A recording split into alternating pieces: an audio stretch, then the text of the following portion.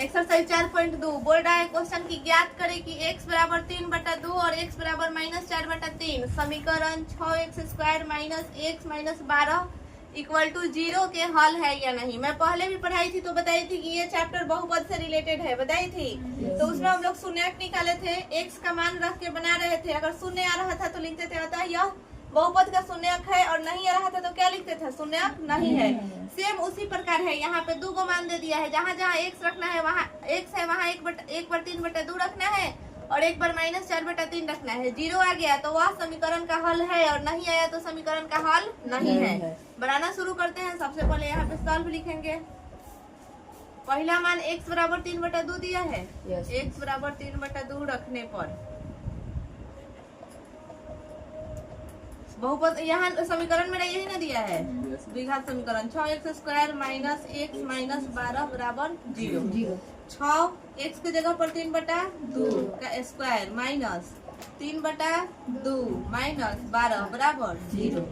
6 गुने 3 3 का 9/2 दूनी का 4 माइनस 3/2 माइनस 12 बराबर 0। कट जाएगा क्या, 2 दूनी का 4 2 3 6 9 3 27/2 माइनस 3/2 माइनस 12 बराबर 0।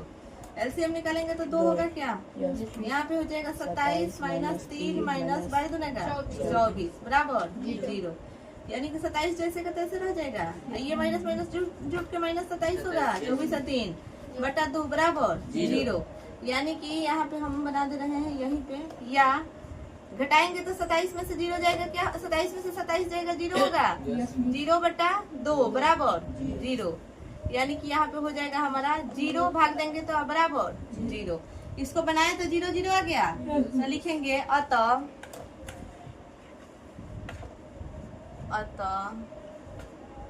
3/2 समीकरण 6x² - x - 12 = 0 का क्या है, हल है। कोई दिक्कत? अगर यहाँ पे आता है 3/2 समीकरण 6x² - x - 12 का हल है, 0 नहीं लिख रही।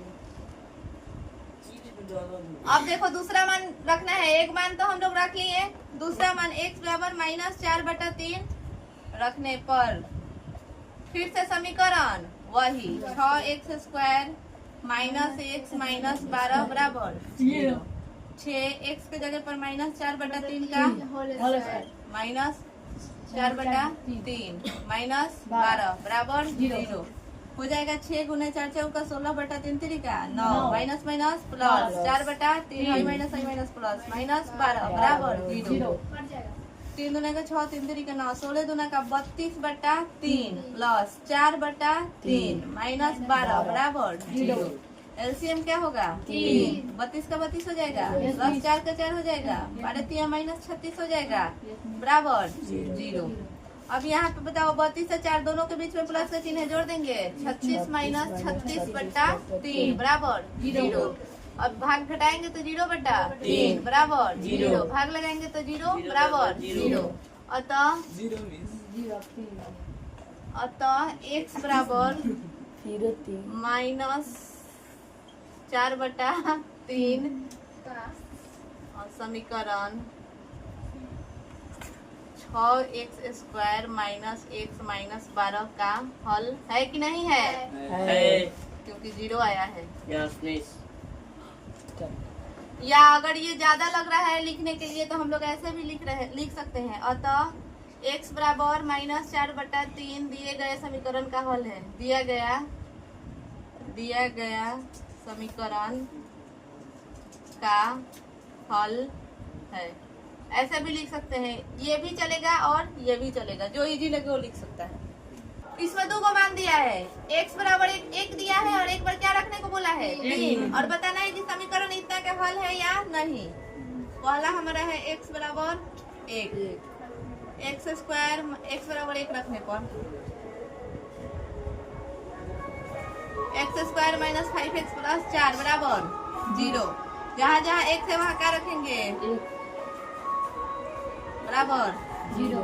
1 में 1 से करेंगे तो 1 - 5 + 4 बराबर 0। 4 एक 5 माइनस 5 बराबर 0, घटाएंगे तो 0 बराबर 0, अतः x बराबर 1 दिए गया समीकरण का हल है। अतः x बराबर 1 दिया गया समीकरण, चाहे ऐसा हूँ लिख दो, x square minus 5x plus 4 का हल है। कोई दिक्कत? अब इसमें दूसरा मान दिया है, x बराबर क्या रखने पर, x बराबर 3 रखने पर। 2 नंबर समीकरण क्या है, x square minus 5x plus 4 बराबर 0। यहाँ हो जाएगा 3 का स्क्वायर माइनस 5 इंटू 3 प्लस 4 बराबर 0। 3 3 का 9 माइनस 5 3 15 जोड़ 4 बराबर 0। जोड़ेंगे तो यहाँ 9 4 13 होगा, माइनस 15 बराबर 0, यानी कि क्या हो जाएगा, घटाएंगे तो इज नॉट इक्वल टू 0, क्योंकि ये 0 के बराबर नहीं है। अतः x बराबर 3 समीकरण, यहाँ पे समीकरण छूटा है, x बराबर 3 समीकरण x square minus 5x plus 4 का हल नहीं है। बन गया? ऐसा ही बनेगा सारा क्वेश्चन, इसके बाद बन जाएगा, बनाओ।